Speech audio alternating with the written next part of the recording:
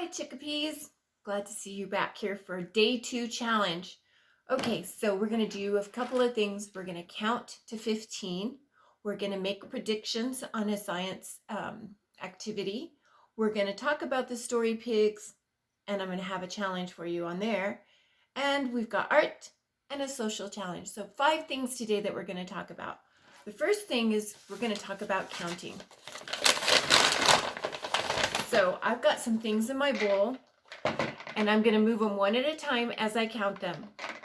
1, 2, 3, 4, 5, 6, 7, 8, 9, 10, 11, 12, 13, 14, 15, and I know some of you can do more than 15.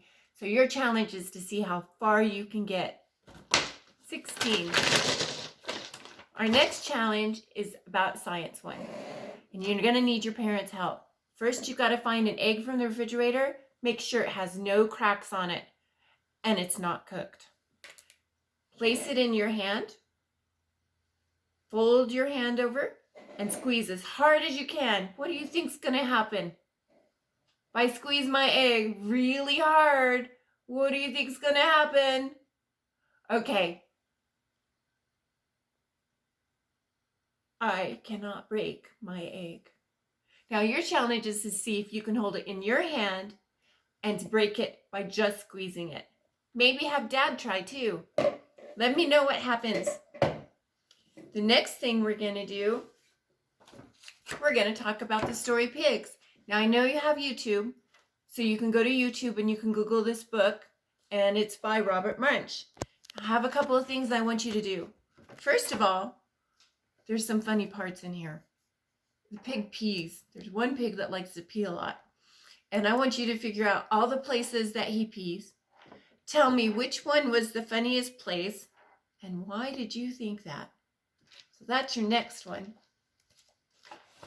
Then we have an art challenge. It is so beautiful outside that we're going to do a little plein air art.